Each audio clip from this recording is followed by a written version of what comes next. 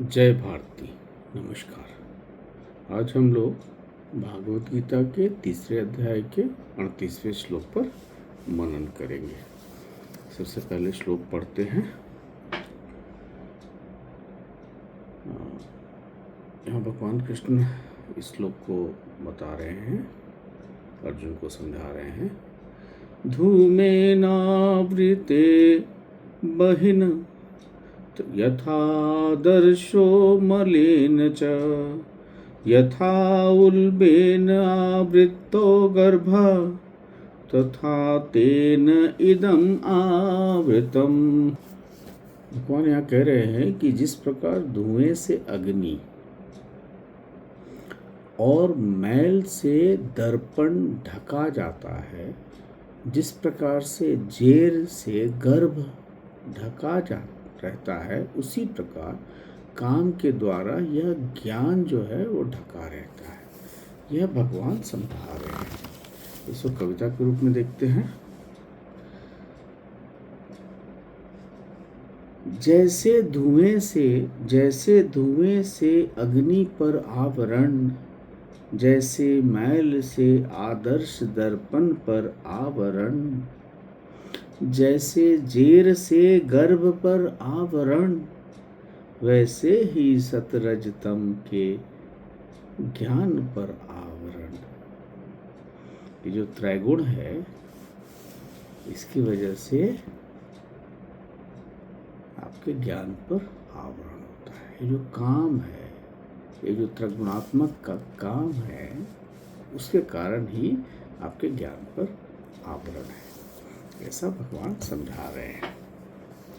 तो अब प्रश्न यही है कि ज्ञान क्यों छिप जाता है।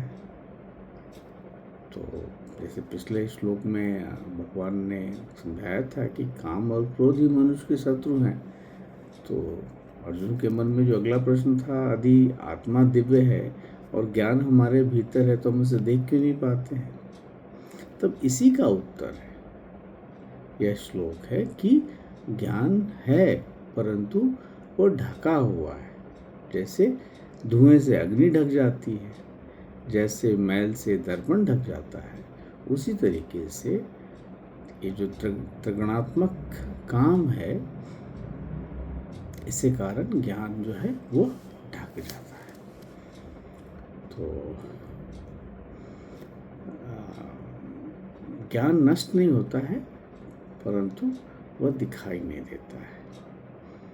अब जैसे भगवान ने जो समझाया है कि धुएं से अग्नि का ढकना, अग्नि जल रही है परंतु धुआं उसे स्पष्ट रूप से दिखने नहीं देता।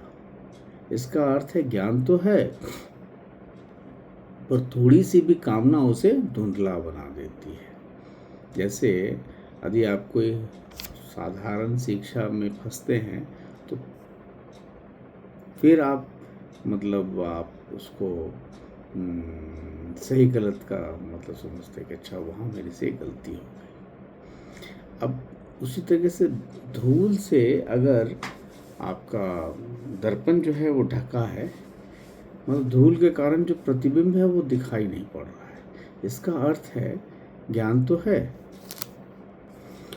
परंतु जो वासनाएं हैं वो इतनी है कि वो दिखता नहीं है। जो सत्य है वो दिखना बंद कर देता है। उसी तरीके से जैसे धूल के कारण दर्पण में दिखलाई देना बंद हो जाता है, उसी इसमें वही है कि अगर आदमी बार बार गलत आदतों में फंसता है तो विवेक धीरे धीरे खोने लगता है।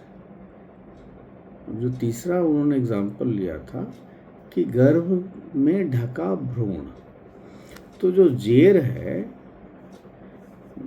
तो जेर से ही गर्भ ढका रहता है। तो इसका मतलब है ज्ञान पूरी तरह ढक गया है।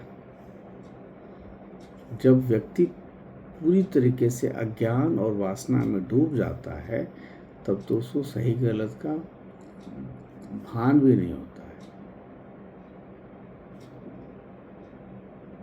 समझना और उस पर कार्य करना वो तो दूर की बात है। तो यही है, भगवान समझा रहे हैं कि मतलब यहाँ पे 3 तरह के जो लोग हैं कि जो सत्गुणी है उसको थोड़ा सा ही अगर थोड़ा सा आवरण मिल गया, जो धुआं है हल्का धुआं हटाया आपको अग्नि दिखने लगी। रजोगुण वाला जो आदमी है, मैल में दर्पण जो है थोड़ा ज़्यादा साफ करना पड़ता है, और रजोगुणी व्यक्ति के कारण के लिए ये जो दूसरा जो उदाहरण दिया गया है। और तीसरा उदाहरण है कि गहरा अज्ञान, यहाँ जागृति कठिन है, जैसे तमोगुणी।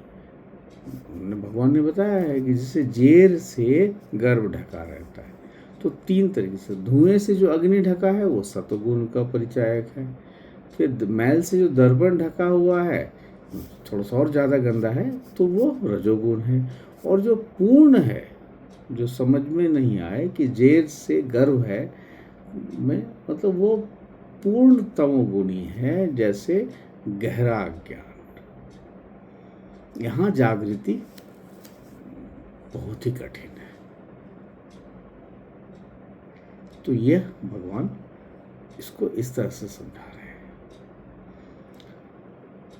मतलब आप इसको समझते कि मतलब यहाँ पे आप अविद्या जो है, अज्ञानता जो है, उसके परतों को समझा रहे हैं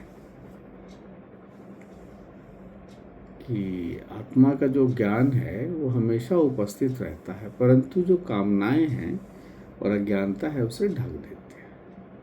जैसे सूर्य जो है बादलों के पीछे ढक जाता है, तो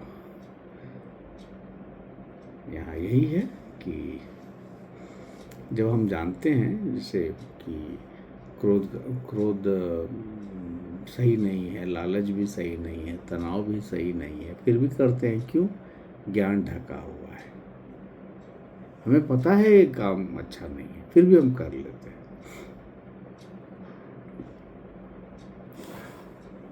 तो यही है कि आपको जो इसको समझने के लिए कि धुआं हटाना है कैसे, अपने विवेक से, बहुत ही कम इसमें शक्ति लगेगी। धूल हटाना है साधना से, और जो जेर से जो गर्व वाला है वो आवरण हटाना है आत्मज्ञान से। 3 अवस्थाएं हैं, एक ही लक्ष्य है। आशा है कि ये आपको समझ में, आपको समझाने के लिए जो प्रयास है वह सही है। तो आज इस बात को ही विराम देते हैं। नमस्कार, जय भारती।